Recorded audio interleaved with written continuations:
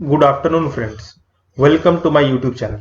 Friends, today we will discuss an important section 43BH of Income Tax Act 1961. Friends, I know related videos of this section, बहुत सारे related videos uploaded हैं already in YouTube and आप लोगों ने बहुत सारे video सुने भी हैं एंड आप लोगों को ये रूल पता भी है। मेरा इस वीडियो में मेन फोकस रहेगा एग्जांपल्स, डेट्स। मैं एग्जांपल मेनली ये चीज का लूंगा अगर इनवॉइस डेट आपका दिस डेट को है, पेमेंट आपको कब करना पड़ेगा और कब कौन से फाइनेंशियल ईयर में ये अलाउ होगा। आई थिंक टोटल 10 to 15 मैंने एग्जांपल लूंगा टोटल, जिससे आप लोगों को पूरा क्लैरिटी आ जाएगा कि इसमें आई थिंक कि सारे एस्पेक्ट्स कवर हो जाएंगे।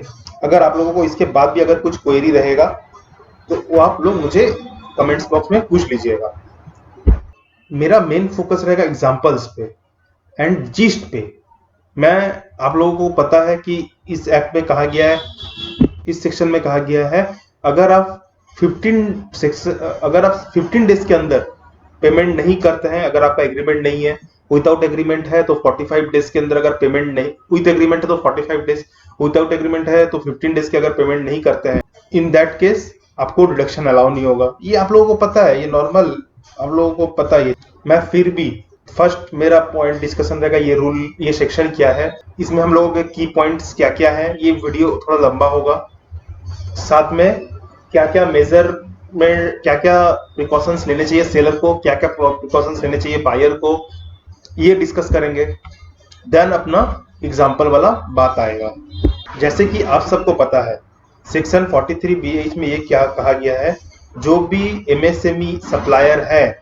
एक चीज और मैं क्लियर कर दूं, इस सेक्शन का बेनिफिट जो है माइक्रो एंड स्मॉल एंटरप्राइज के लिए है, not medium enterprise. This applicable only for micro and small enterprise. Micro enterprise कौन है एंड स्मॉल एंटरप्राइज कौन है? माइक्रो एंटरप्राइज वो हो गया, माइक्रो स्मॉल एंटरप्राइज के लिए स्मॉल एंटरप्राइज वो हो गया जिसका टर्नओवर 50 करोड़ तक है, एंड माइक्रो एंटरप्राइज वो हो गए जिसके टर्नओवर 5 करोड़ तक है। इसमें और एक एस्पेक्ट है, invest in plant and machinery. अगर आप स्मॉल एंटरप्राइज है लेस देन होना चाहिए 10 करोड़, अगर आप माइक्रो है तो लेस देन होना चाहिए 1 crore invest in plant and machinery. This clause, this section 43BH is not applicable for traders. ये कैसे पता चलेगा आपको कि कहां पे लिखा हुआ है ट्रेडर्स के ऊपर एप्लीकेबल नहीं है? अगर आप सेक्शन 2 ऑफ एमएसएमई एक्ट का एंटरप्राइज का डेफिनेशन देखेंगे, वहां पे मैन्युफैक्चरर एंड सर्विस प्रोवाइडर के लिए एप्लीकेबल बताया गया है, वहां पे आपको ट्रेडर इंक्लूड नहीं किया गया है। वहां से हम लोगों को पता चलता है कि ट्रेडर के लिए ये एप्लीकेबल नहीं है। ट्रेडर के लिए एप्लीकेबल नहीं है means if you purchase from trader और जो भी रिटेलर्स जो मैन्युफैक्चरर एंड सर्विस प्रोवाइडर नहीं है, other than that, then this rule is not applicable to you। Means अगर आप परचेस कर रहे हैं ट्रेडर से तब आपके लिए ये रूल, इन दैट केस में ये रूल आपके लिए एप्लीकेबल नहीं होगा। I think it is very much clear कि किसके लिए ये रूल एप्लीकेबल है, किसके ऊपर लिए नहीं है। सेकेंड, जो प्रैक्टिकल क्वेश्चन है, जो अगर सोचे कोई मैन्युफैक्चरर है बट वो रजिस्टर्ड नहीं है एमएसएमई में, तब क्या होगा? देखिए मैं आपको दिखाता हूं। This is the FAQ of micro, small and medium enterprise. Here it is clearly said that here in frequently asked question, it is very clear that is filing of Udyam registration mandatory to file application on MSME Samadhan portal? Yes, Udyam registration is mandatory for availing all the scheme benefits of this office including the benefits under delayed payments provision। ये आप बहुत important चीज है, हमने ये FAQ पढ़ा था। Then यहां से मुझे पता चल रहा है कि आपको रजिस्ट्रेशन लेना मैंडेटरी है। I hope it is clear कि आपको एप्लीकेशन लेना मैंडेटरी है कि नहीं है। हाउएवर इसके लिए क्लैरिफिकेशन हम लोगों को बहुत ज्यादा नीडेड है, क्योंकि बहुत सारे जन कह रहे हैं कि अगर आपका टर्नओवर उस माइक्रो या स्मॉल एंटरप्राइज के क्राइटेरिया में आता है देन आपके लिए ये सेक्शन एप्लीकेबल हो जाएगा। अगर कस्टमर के लिए ये सेक्शन एप्लीकेबल हो जाएगा फॉर पेमेंट पर्पस के लिए। बट मैंने ये FAQ पढ़ा तो मुझे यहाँ पे ये लिखा हुआ मिला कि ये मैंडेटरी है for availing all the scheme benefits including the benefits under delayed payment provisions. Also I also think कि हाँ रजिस्टर्ड होना मैंडेटरी होगा, क्योंकि अगर सोचिए अगर हम जीएसटी के लिए जीएसटी का रजिस्ट्रेशन अगर नहीं लेंगे उसमें आईटीसी कैसे ले सकते हैं? अगर सोचिए मेरा टर्नओवर वहां पे 20 लाख या 40 लाख से कमती है, बट अगर हम रजिस्ट्रेशन नहीं लेंगे रेगुलर वाला, देन हम आईटीसी भी तो नहीं ले सकेंगे। वो आईटीसी मेरा बेनिफिट है इन दैट केस। यहाँ पर भी वैसे ही एमएसएमई का बेनिफिट क्या है? एमएसएमई सेक्टर को बूम करने के लिए गवर्नमेंट ने ये क्लॉज लेके आया है। गवर्नमेंट ये क्लॉज से ये करना चाहती है कि एमएसएमई सेक्टर को रेगुलर पेमेंट्स मिलते जाए, डिलेड ना हो। तो अगर वो रजिस्टर्ड ही नहीं होंगे तो बेनिफिट कैसे ले सकते हैं? थर्ड पॉइंट इज आपको 15 डेज के अंदर पेमेंट करना पड़ेगा। कब? अगर रिटर्न एग्रीमेंट नहीं होगा। अगर आपको 45 डेज का टाइम मिलेगा जब आपके पास रिटर्न एग्रीमेंट होगा। रिटर्न एग्रीमेंट मींस अलग से एग्रीमेंट नहीं करना है। आपने परचेस ऑर्डर भेजा भाया मेल, आपके पास सर्विस पहुंचा एंड या मैन्युफैक्चरिंग गुड्स पहुंचा एंड आप सप्लायर ने बिल रेज कर दिया, this is also an agreement. ये भी एग्रीमेंट ही माना जाएगा। इसके लिए अलग से स्टैम्प पेपर पे या अलग से एग्रीमेंट होने की जरूरत नहीं है। Fourth point, as a trader can you demand payment from your customer? मतलब अगर आपका ट्रेडिंग बिजनेस है, ट्रेडर वाला है, देन क्या आप अदर देन मैन्युफैक्चरिंग और सर्विस प्रोवाइडर है, तो अब क्या आप अपने कस्टमर से पेमेंट डिमांड कर सकते हैं विद इन 15 या 45 days? No, this section is not apply for traders. Fifth point, exemption to small traders. देखिए आप लोगों को यहाँ पे सब कुछ लिखा हुआ यहाँ पे नहीं मिलेगा। मैं जैसे जैसे ये प्रैक्टिकल आया गया है, मैं कुछ टाइम पहले लिख लिया था, जैसे जैसे प्रैक्टिकल आ रहे हैं, जैसे जैसे प्रैक्टिकल क्वेश्चंस आ रहे हैं, जैसे जैसे वेबिनार्स कंडक्ट हो रहे हैं, इस बेसिस पे मैं आपको एक जिस्ट दे रहा हूँ। ओके, तो आप अच्छे से सुनिए। एग्जेम्पशन टू स्मॉल ट्रेडर्स, सोचिए कोई ट्रेडर है, उसके जो सप्लायर है वो मैन्युफैक्चरर है। अगर small trader presumptive taxation scheme avail कर रहा है as per section 44A(d) of income tax act, उसके केस में ये सेक्शन एप्लीकेबल नहीं होगा। समझिए मैं क्या बोल रहा हूं। स्मॉल ट्रेडर्स है, एक जो मैन्युफैक्चरर है, सोचिए उसका टर्नओवर है लेस देन 50 करोड़, वो स्मॉल एंटरप्राइज में आ रहा है। ओके, तो उसके लिए ये सेक्शन का बेनिफिट मिलना चाहिए था वो मैन्युफैक्चरर को, बट उसका जो कस्टमर है वो प्रिजेंटिव स्कीम अवेल कर रहा है। वो अगर प्रिजेंटिव स्कीम अवेल कर रहा है, इन दैट केस उसको मींस जो स्मॉल ट्रेडर है, जो प्रेजेंट जो कस्टमर है, उसके ऊपर ये सेक्शन एप्लीकेबल नहीं हो रहा, उसको लायबिलिटी नहीं है 15 डेज या 45 डेज के अंदर पेमेंट करने का, अदरवाइज उसका डिसअलाउंस हो जाएगा। सोचिए मैन्युफैक्चरर, ओके, मैन्युफैक्चरर ए, नाउ कस्टमर ये है बी, इसका टर्नओवर है लेस देन 50 CR, मींस ये स्मॉल एंटरप्राइज हो रहा है। इसको 43BH का बेनिफिट अवेल है, बट कस्टमर बी है वो 44A(d) में फॉल करता है, प्रिजम्पटिव टैक्सेशन स्कीम को लेता है, जो 6% या 8% वाली बात करती है, ये इस को अवेल करता है। इन दैट केस मैन्युफैक्चरर कस्टमर को 15 डेज या 45 डेज के अंदर पेमेंट के लिए नहीं बोल सकता है। This entire rule is not applicable to this customer because he is filing his income tax return under 44AD presumptive taxation scheme. 6% या 8% में ये काम कर रहा है। नाउ क्वेश्चन इज व्हाई, ऐसा क्यों? यस, बिकॉज अगर आप एक्ट पढ़ेंगे वहां पे बोला गया है इसके लिए not with standing anything content section 28 to 43।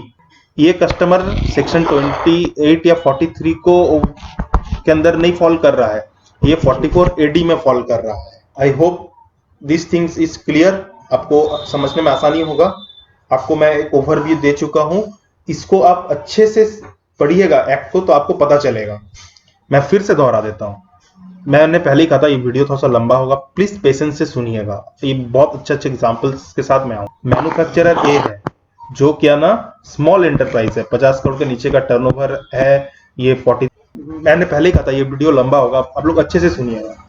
Manufacturer ए है, ठीक है, जिसका टर्नओवर 50 सीआर से नीचे है, जो स्मॉल एंटरप्राइज है, 43 BH का बेनिफिट इसके लिए अवेलेबल है। बट कस्टमर बी उसका एक ऐसा कस्टमर है जिसका टर्नओवर 2 CR से नीचे है, तो ये क्या करता है, प्रिजेंटिव टैक्सेशन स्कीम 44 AD के अंदर में अपना ITR फाइल करता है एंड वो अपना 6% या 8% का बेनिफिट लेता है, उसको दिखाता है as a taxable. In that case manufacturer a can't demand his payment from customer B within 15 और 45 days। ये सेक्शन उसके ऊपर एप्लीकेबल नहीं होगा। ये जो डिसअलाउंस वाला चीज है ये कस्टमर बी के लिए एप्लीकेबल नहीं होगा। क्यों? Not with standing section 28 to 43 लिखा गया है। सेक्शन 28 से 43 को ओवर रूल करता है ये, बट ये किस में फॉल कर रहा है, 44 में। इसी वजह से कस्टमर बी के लिए ये एप्लीकेबल नहीं होगा। मैं दोबारा बोल चुका हूं, आप लोगों को अगर इसके रिलेटेड कुछ भी क्वेरी रहेगा तो मुझे कमेंट बॉक्स में बोलिएगा, हम लोग क्लियर करेंगे। आप लोगों को क्रक्स पता चला होगा मैं क्या बोलना चाह रहा हूं। अगर उसमें भी मेरे बोलने में भी अगर कुछ गलती हुई होगी तो एक बार मुझे कमेंट बॉक्स में बता दीजिएगा, आई विल रेक्टिफाई दैट। की क्लैरिफिकेशंस क्या है, this provisions is applicable from assessment year 24-25 purchase done in financial year 23-24 will be covered। Medium enterprise के लिए कवर्ड नहीं है, इस only micro and small. Applies to purchase from manufacturer and service provider, traders इसमें नहीं आते हैं। Does not apply to purchase before 1/4/2023, no disallowance if payment unpaid by 31/3/24। 1/4/2023 के पहले अगर आपने कुछ परचेज किया उसके ऊपर ये रूल एप्लीकेबल नहीं होगा। Another important point, very important, अगर payment made before ITR filing it will be allowed only in the year payment made. आपने जिस साल पेमेंट मेड किया है, पेमेंट किया है, उस साल के फाइनल ITR में ये डिडक्शन अलाउ होगा, पेमेंट की डिडक्शन अलाउ होगी। अगर आपने ITR के पहले भी कर दिया है, जैसे TDS में क्या होता है, TDS नहीं अदर कोई भी पेमेंट में क्या होता है, अगर आपने पेमेंट किया तो उसी साल होगा। अगर आपने ITR फाइलिंग के पहले भी कर दिया तो उसी फाइनेंशियल ईयर में हम लोग उसको काउंट कर लेंगे। Not applicable to the buyers opting presumptive taxation, applicable for all buyers under MSME और non MSME। Sixth action point for buyers, जो बायर्स हैं, send a verified letter to your supplier the check MSME status, उद्यम certificate उन लोग से मंगाइए। maintain a separate MSME supplier database for tracking due dates and payments। no MSME creditors outstanding exceed 15 or 40 days as on 31/3/24। pre agree on payment terms for purchase, regularly monitor payments outstanding MSME and suppliers. अगर सोचिए आपने किसी को letter भेजा, आपने अपने supplier को, customer ने सप्लायर को लेटर भेजा कि आप MSME में है कि नहीं हमें बताइए, बट इन्होंने, ये रजिस्टर्ड है बट इन्होंने आपको मेल का रिवर्ट या रिप्लाई कुछ नहीं दिया।